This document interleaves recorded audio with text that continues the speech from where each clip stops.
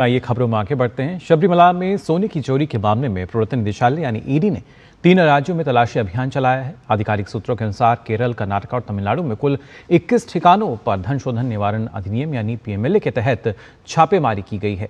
आपको बता दें, ये कार्रवाई मुख्य आरोपी उन्नीकृष्णन पार्टी के बेंगलुरु स्थित ठिकानों और त्रवणकोर देवस्थानम बोर्ड के पूर्व अध्यक्ष ए पद्म कुमार से जुड़े परिसरों पर की जा रही है।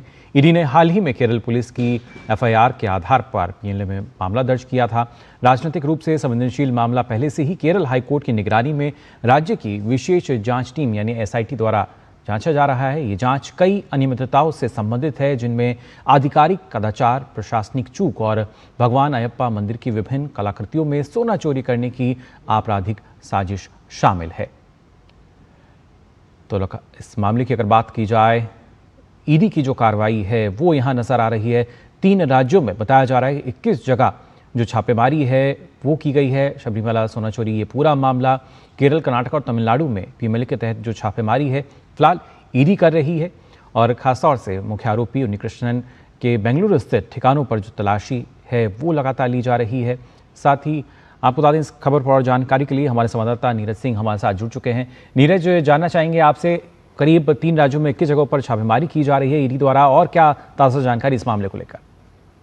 देखिए, बिल्कुल ये छापेमारी की कार्रवाई ईडी ने की है और आप देखें कि 9 जनवरी 2026 को ईडी ने इसमें पीएमएलए के तहत जो मामला है वो दर्ज किया है। इससे पहले अगर आप देखें कि केरल पुलिस ने इसमें सबसे पहले मामला दर्ज किया था। केरल पुलिस के बाद खासतौर से केरल के अंदर काफी हंगामा देखने को मिला। विपक्ष ने लगातार सबरीमाला में जिस तरीके से सोने की चोरी हो रही थी उसको लेकर अपनी जो आवाज है वो सड़क से लेकर विधानसभा तक में उठाई थी।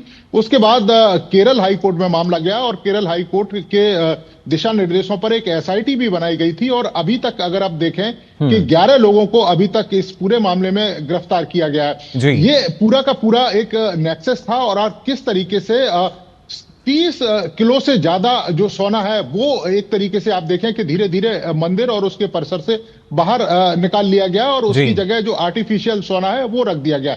ये 4 तरीके से जो जांच है वो चल रही थी। सबसे पहले आप देखें कि जो मुख्य मंदिर है उसके आसपास जो सजावट की चीजें थी, जहां पर सोना लगा हुआ था वहां पर आर्टिफिशियल सोना लगाया गया।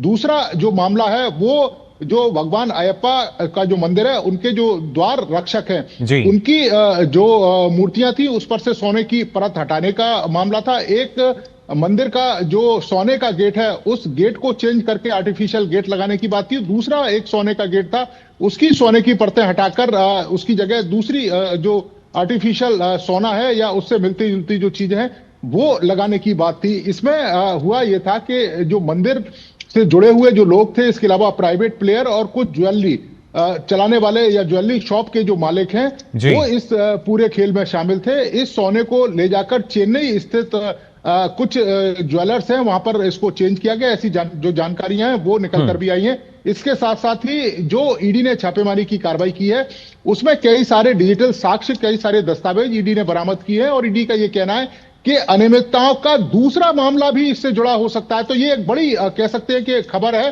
क्योंकि ये सिर्फ 30 किलो से ज्यादा सोने की चोरी का मामला नहीं है, लेकिन इससे जुड़े कुछ और दूसरे मामले सामने निकल कर आ सकते हैं कि किस तरीके से भगवान अयप्पा के मंदिर में ये करप्शन का जो खेल है वो खेला जा रहा था। ईडी अभी लगातार कार्रवाई कर रही है। जी बिल्कुल नीरज, और कहीं ना कहीं माना जा सकता है कि जो पुख्ता प्रमाण हैं वो ईडी के पास है। उसी वजह से हम देख पा रहे हैं कि किस जगहों पे छापेमारी की जा रही है। ना सिर्फ टीडीपी के अध्यक्ष की बात की जाए या जो मुख्य आरोपी है उन्नीकृष्णन है उनके जो ठिकाने हैं उनकी तलाशी ली जा रही है।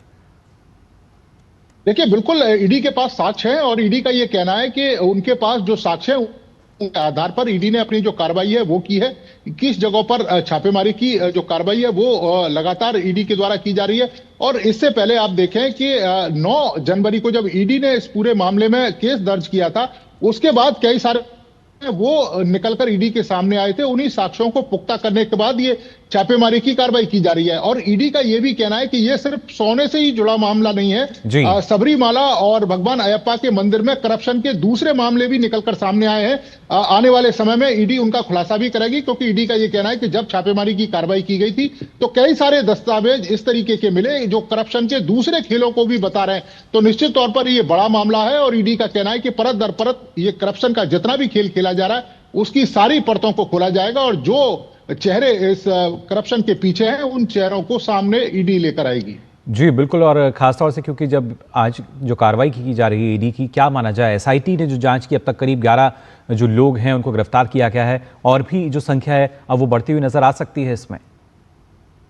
देखिए बिल्कुल बढ़ती हुई नजर आ सकती है, और जैसा कि हम जिक्र भी कर रहे थे कि इसमें सिर्फ मंदिर से ही जुड़े लोग नहीं हैं, मंदिर के अलावा जो प्राइवेट प्लेयर हैं और इसके अलावा जिनको सीधा सीधा लाभ पहुंचा था, ये सोने की जो काली कमाई इन लोगों ने रखी थी, इसमें कुछ ज्वेलर्स हैं वो भी शामिल हैं, कुछ मंदिर से जुड़े पदाधिकारी और जो इनडायरेक्ट तरीके से मंदिर से डीलिंग कर रहे थे। इसके साथ साथ ही मंदिर परिसर के आसपास जो कुछ लोग रहने वाले थे और जो सीधे सीधे मंदिर से जुड़े हुए थे, वो तमाम इसमें शामिल है। और इसके साथ साथ ही इस बात से भी इनकार नहीं किया जा सकता कि इस इतने बड़े खेल के पीछे हो सकता है कि कोई पॉलिटिकल पार्टी से जुड़ा कोई व्यक्ति, कोई चेहरा, वो भी इनको कहीं ना कहीं पीछे से सपोर्ट कर रहा हो, क्योंकि ये कोई एक दो दिन का मामला नहीं है, ये लंबे समय से इस खेल को खेला जा रहा था और मंदिर में जो असली सोना है उसको निकालकर नकली सोना वहां पर लगाया जा रहा था और उस सोने को बेचा जा रहा था। तो ये एक बड़ा खेल है और इसमें इनकार नहीं किया जा सकता कि कुछ प्राइवेट और इसके अलावा कुछ पॉलिटिकल प्लेयर भी कहीं ना कहीं पीछे से अपनी भूमिका को निभा रहे होंगे। अब ईडी जल्दी उनका पर्दाफाश भी करेगी। जी बिल्कुल, भ्रष्टाचार के इस खेल का खुलासा करने के लिए लगातार ईडी कार्रवाई कर रही है। फिलहाल बहुत बहुत शुक्रिया नीरज आपका हमारे साथ जुड़ने के लिए।